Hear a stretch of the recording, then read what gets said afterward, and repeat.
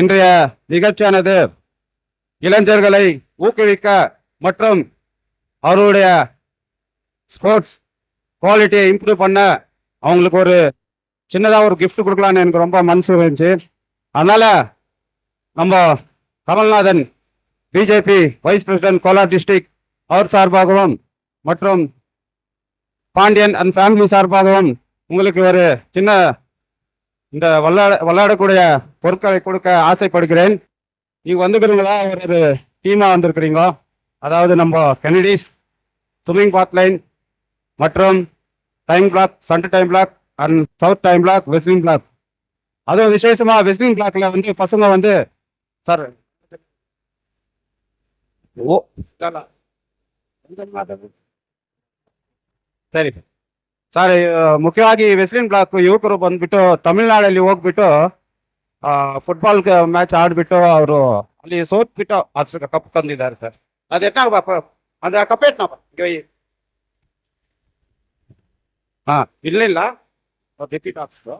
But ಇದು runners but ಇದ್ರೂ ಒಂದು ಹೆಮ್ಮೆ. ಯಾಕಂದ್ರೆ ತಮಿಳ್ನಾಡಲ್ಲಿ ಹೋಗಿ ಒಂದು ಗೆದ್ಕೊಂಡು ಬರ್ಬೇಕಂದ್ರೆ ತುಂಬಾ ಒಂದು ಇದು ಕಷ್ಟಕರ ವಿಷಯ. ಅವ್ರಿಗೆ ನಮ್ಮ ಕಡೆಯಿಂದ ಟೀ ಶರ್ಟ್ ಪ್ರಿಂಟ್ ಮಾಡ್ಕೊಟ್ಟಿದ್ವಿ. ಯಾಕಂದ್ರೆ ಅವರು ರಿಕ್ವೆಸ್ಟ್ ಮಾಡಿದ್ರು, ಸರ್ ನಮ್ಗೆ ಟೀ ಶರ್ಟ್ ಇಲ್ಲ ನಮ್ಮ ಟೀಮ್ಗೆ ಅಂತ. ಅವರು ರಿಕ್ವೆಸ್ಟ್ ಮೇರೆಗೆ ಟೀ ಶರ್ಟ್ ಪ್ರಿಂಟ್ ಮಾಡ್ಕೊಟ್ಟಿದ್ವಿ ಸರ್. ಅದು ತಮ್ಮ ಕೈಯಲ್ಲಿ ಕೊಡ್ಬೇಕಂತ ಆಸೆ ಸರ್. ಅದಕ್ಕೆ ನಾವು ಇಷ್ಟು ರಿಕ್ವೆಸ್ಟ್ ಮಾಡಿ ನಿಮ್ಗೆ ಕರೆದಿದ್ದು.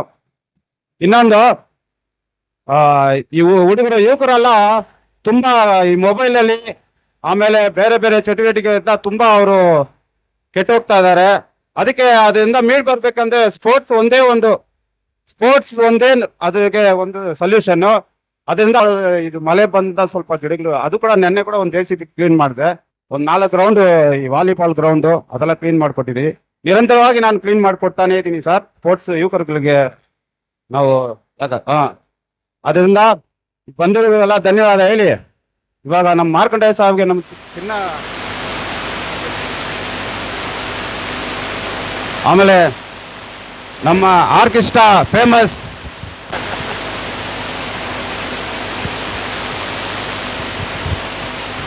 இன்னொருவர் அண்ணன் ஜான் அவர்கள் 4th பிளாக்.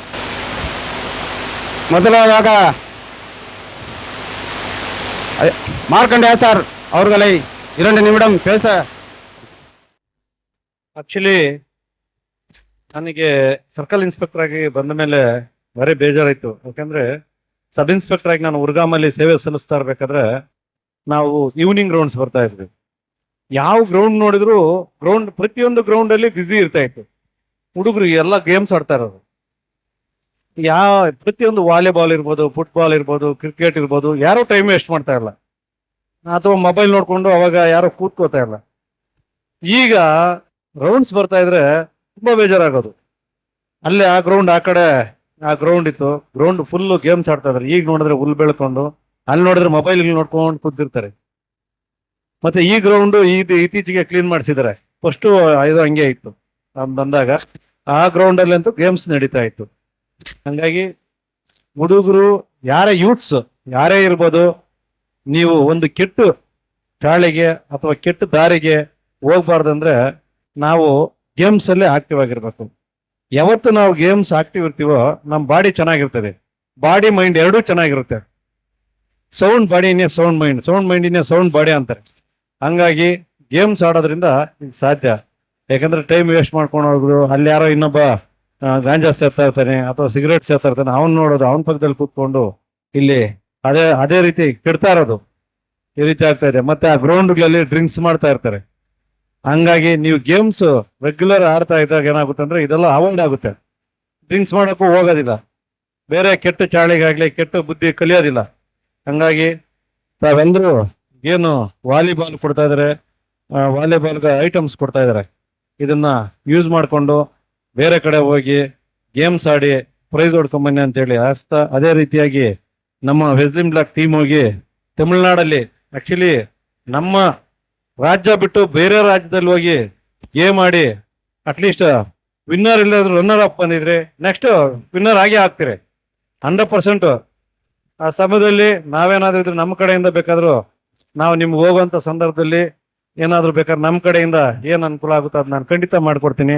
ನಿಮ್ಮ ಟೀಮ್ ಏನಿದೆಯೋ ನಿಮ್ಮ ಟೀಮ್ ಆವಾಗ ನೀವು ಯಾವಾಗ ಹೋಗ್ತೀರಿ ಹೇಳಿ, ನಾನು ಟಿ ಶರ್ಟ್ಸು ಅದೇನು ಸೆಟ್ ಇದೆಯೋ ನಾನು ಕೊಡಿಸ್ತೀನಿ. ನನ್ನ ಕಡೆಯಿಂದ ನಿಮಗೆ ಇದು ಮಾಡ್ತೀನಿ. ಈ ಬಾರಿ ಒಳ್ಳೆ ಯೂನಿಫಾರ್ಮ್ ಹಾಕೊಂಡಾಗಿ ಅಟ್ಲೀಸ್ಟ್ ನಮ್ಮ ಕರ್ನಾಟಕ ಸ್ಟೇಟ್ನ ಪ್ರೆಸೆಂಟ್ ಮಾಡಿ. ನಮ್ಮ ತಮಿಳ್ನಾಡಿಗೆ ಹೋದಾಗ ನೀವು ನೀಟಾಗಿ ಕಾಣಬೇಕು, ಅದಕ್ಕೆ ತಕ್ಕಂಗೆ ಗೇಮು ಹಂಗೆ ಆಡಬೇಕು.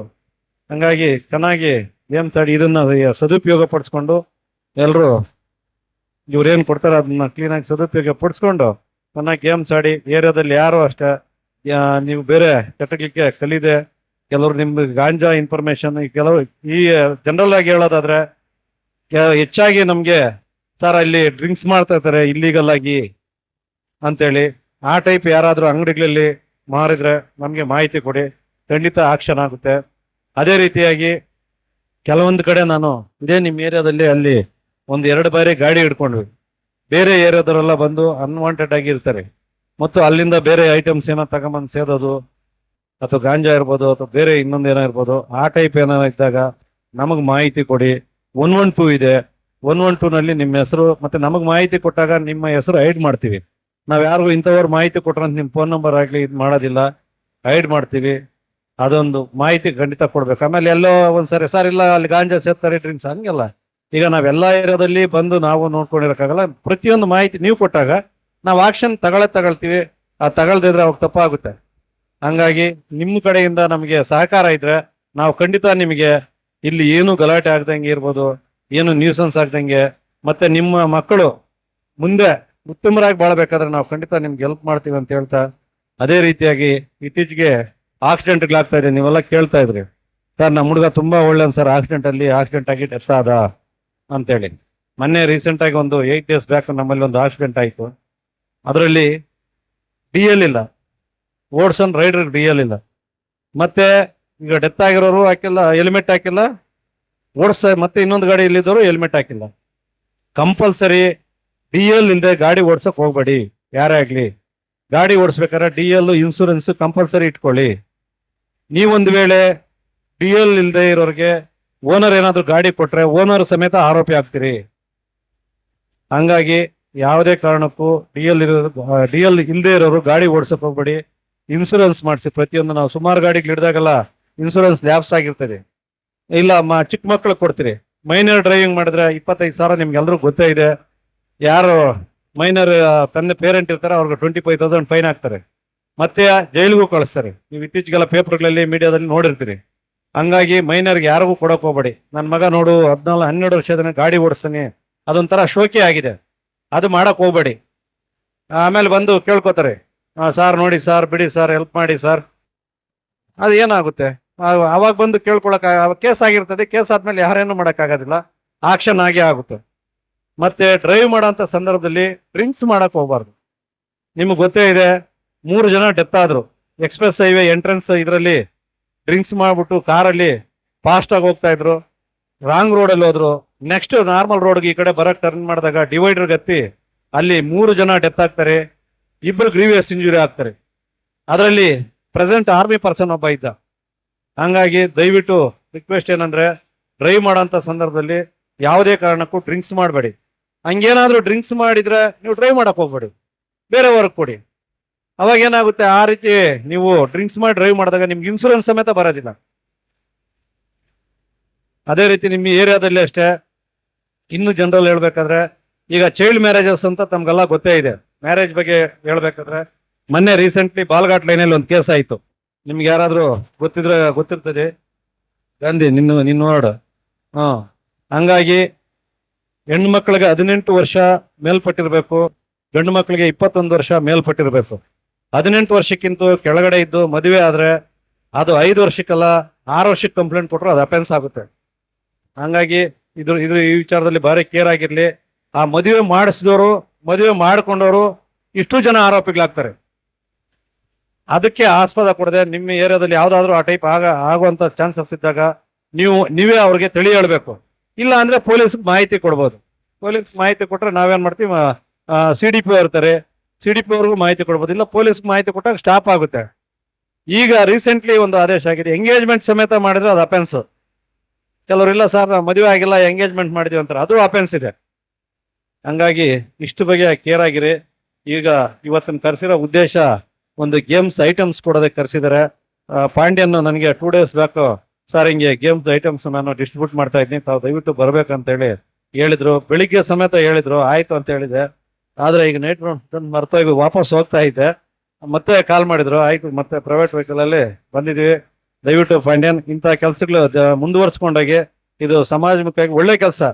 ನಿಮ್ಮ ಏರಿಯಾದಲ್ಲಿ ಈಗ ಗ್ರೌಂಡ್ ಕ್ಲೀನ್ ಮಾಡೋದಿರ್ಬೋದು, ಒಂದು ಟಾಯ್ಲೆಟ್ಸ್ ಇರ್ಬೋದು, ಒಂದು ಏನ್ ಚರಂಡಿ ಇರ್ತದೆ ಇದು ಕ್ಲೀನ್ ಮಾಡೋದು, ಮತ್ತೆ ಈ ಸ್ಪೋರ್ಟ್ಸ್ ಐಟಮ್ಸ್ ಕೊಡೋದ್ರಿಂದ ಹುಡುಗರು ಬೇರೆ ದಾರಿ ಅಡ್ಡದಾರಿ ಹಿಡಿದೆ ಒಳ್ಳೆ ದಾರಿಯಲ್ಲಿ ಇದ್ದು ಒಳ್ಳೆ ರೀತಿ ಬದುಕ್ತಾರಂತ ಒಂದು ನನ್ನ ನಂಬಿಕೆ ಇದೆ. ಹಂಗಾಗಿ ಮುಂದೆನೂ ಸಹ ಈ ಒಂದು ಕೆಲಸಗಳನ್ನ ಮುಂದುವರಿಸ್ಕೊಂಡು ಹೋಗ್ಬೇಕಂತೇಳಿ ನಮ್ಮಲ್ಲಿ ಕೇಳ್ಕೊಳ್ತಾ ಮತ್ತು ನನ್ನ ಕರೆಸಿ 2 ಮಾತನಾಡಲು நல்லவருக்கு நல்லவரு நாணயந்தா உள்ளவரு தொழிலாளி வர்க்கத்திலே ஒருத்தராயிருப்பவரு நல்லா இருக்கணும், நாளும் சிரிக்கணும், எல்லா மனசுகளும் வாயார வாழ்த்தணும்.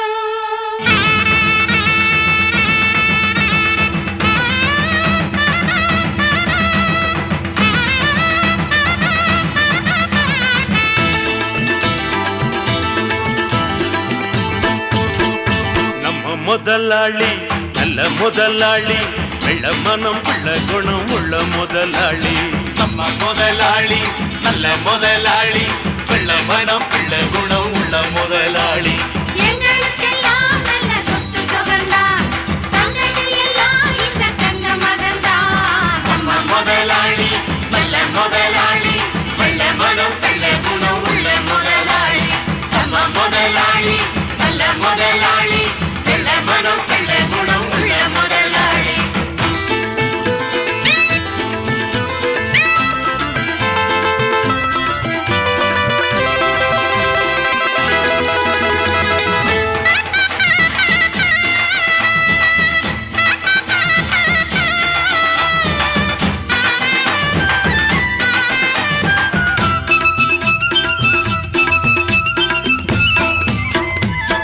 ஆடு நனஞ்சா போனாயி அழுது அந்த கதைதான் ஐயாவின் மனது. எந்த மனம் நல்ல மனம் பின்னாலே தெரியும், கண்டு எது பாரு எது தன்னாலே புரியும். ஊரார ஏமாத்த புலி உத்தேசம் பண்ணிடுச்சான், சந்தேகம் வாராம பசு போலால மூடிக்கிச்சான். தன்னிடத்திலே தவறு உள்ளவங்க தான் சிலர் நல்லவங்களை பழிச்சு தான் பொழப்பு நடத்தணும்.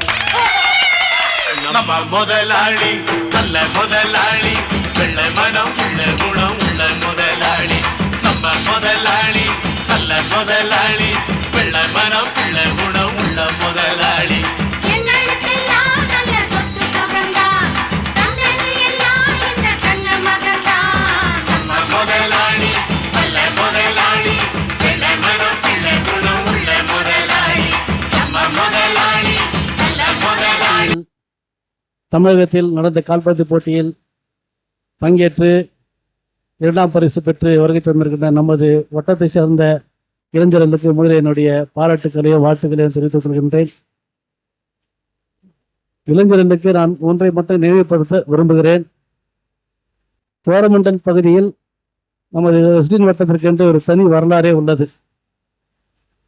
கடந்த 40 ஆண்டுகளுக்கு முன்பாகவே முதலில் நமது வெஸ்டின் வட்டத்தில் தான் விநாயகர் சதுர்த்தி விழாவை கொண்டாடினோம். அதன் தொடர்ந்து முதல் கோரமண்டல் பகுதியில் நமது வெஸ்டின் பகுதியில் தான் உரியடி உற்சவத்தை நடத்தியிருக்கிறோம் மிக பிரமாண்டமாக. அதைத் தொடர்ந்து நமது வெஸ்டின் வட்டத்தில் தான் தமிழர் பண்பாட்டு விழாவின் பொங்கல் விழாவை சிறப்பாக கொண்டாடி தமிழகத்திலிருந்து பல்வேறு தமிழ் தலைவர்களாக கொண்டு வந்து இங்கே நம்ம நிகழ்ச்சிகள் நடத்தியிருக்கின்றோம். இப்படி பல வரலாற்று சிறப்புமிக்க பகுதியில் தற்போது இளைஞர்கள் விளையாட்டுத் துறையில் சாதித்து வருவது அந்த வரலாற்றின் ஒரு வயிறுக்கல்லாக அமைந்திருக்கிறது. உங்களுடைய முயற்சி தொடர்ந்து வெற்றி பெற்று நம்ம பகுதிக்கு நல்ல பாராட்டுக்கல்லையை குவிக்க வேண்டும் என்று நேரத்தில் கேட்டுக்கொண்டு இந்த எளிய நிகழ்ச்சியை ஏற்பாடு செய்து விளையாட்டுப் போட்டியில் பங்கேற்றுகளை உற்சாகப்படுத்துகின்ற வகையில் விளையாட்டுக்கு தேவையான அனைத்து உபகரணங்களும் வழங்கி வருகின்ற அருள்மிகு பாண்டியன் அவர்களுக்கும் நமது 4வது வட்ட கவுன்சிலர் அன்பு சகோதரி வேணி பாண்டியன் அவர்களுக்கும் நான் பாராட்ட நன்றியை தெரிவித்துக் கொண்டு இந்த நிகழ்ச்சியில் பங்கேற்றிருக்கின்ற அருமை அண்ணன் திரு தயநிதி அவர்களுக்கும் இந்த அருமை சகோதரர் தம்பி காந்தி அவர்களுக்கும் இன்னொரு ஸ்ரீகாந்த் அவர்களுக்கும் மீண்டும் நன்றி கூறி நீ தொடர்ந்து எல்லாவற்றையும் சாதிக்க வேண்டும் என்று அன்போடு கேட்டுக்கொள்வது. டாக்டர் ஆகணும் நான் என்கரேஜ் பண்ண இந்த பசங்களன்றதுனால பாண்டியன் வந்து பல சிக்கல் இருந்தாலும் கூட அவர் தூங்குறாரா இல்லையா எனக்கு தெரியாது. எந்த நேரத்திலையும் எங்க உழைப்பு உழைப்பு உழைப்புன்னு எந்த ஏரியாவில் பார்த்தா சுயமாத்தில் இருப்பாரு, கேடிஸ்ல இருப்பாரு, வெதரிங் பிளாக் இருப்பாரு, சவுத் டேங்க் பிளாக் இருப்பாரு, சென்ட்ரல் டேங்க் பிளாக்ல இருப்பாரு. இப்படிப்பட்ட ஒரு புனிதமான ஒர்க்கு நல்ல ஒரு நாலேஜ் வரணும். பசங்க நம்ம வட்டார பசங்க வந்து எஜுகேஷனில் வரணும், ஃபுட்பாலில் வரணும்னு ரொம்ப முயற்சி எடுத்துக்கின்னு அவர் ஓன் பணத்தை வச்சு இதெல்லாம் நடத்துறாரு. இந்த ரோடு போட்டார். இந்த ரோடு ரொம்ப மோசமாக இருந்துச்சு, நாங்கள்லாம் வரத்துக்கு பயப்படுவோம். இந்த ரோடு எத்தனையோ லட்சம் கொடுத்து போட்டார். அதே மாதிரி சவுத் டேங்க் பிளாக்லேருந்து 5 லட்சம் வரைக்கும் போட்டார் ரோடு, 80 லட்சம் கொடுத்து. நம்ம சவுத் டேங்க் பிளாக்ல ஒரு 4 போர் போட்டார். போர் எல்லாம் 5 லைனுக்கு தண்ணி விடலாம். இதெல்லாம் சொல்லனாக்கா எனக்கு டைம் கொடுத்தா நான் ரொம்ப பேசுவேன். இன்னொரு மீட்டிங் வச்சுக்கலாம். எனக்கு வாய்ப்பு கொடுத்த இந்த வட்டார கவுன்சிலருக்கும் இந்த பகுதி மக்களுக்கும் பேப்பர் ஏஜென்ட் வந்துக்கிறாங்க எங்கள் அருமை சகோதரர்கள், அவருக்கு தான் நான் ஃபர்ஸ்ட் நன்றி சொல்லணும். நான் எது பேசினாலும் உடனே போட்டுருவாங்க, எல்லா டிவியில் போட்டுருவாங்க. ஆனால் டிவியில் போட்டுக்கிற பார்த்தீங்களாருவாங்க. அவங்களுக்கு என்னுடைய நன்றியை சொல்லி என்னுடைய சார்பாக வேணி பாண்டியன் அவர்களுக்கு இந்த மலர் மாலையை என் சார்பாக அளிக்கின்றேன்.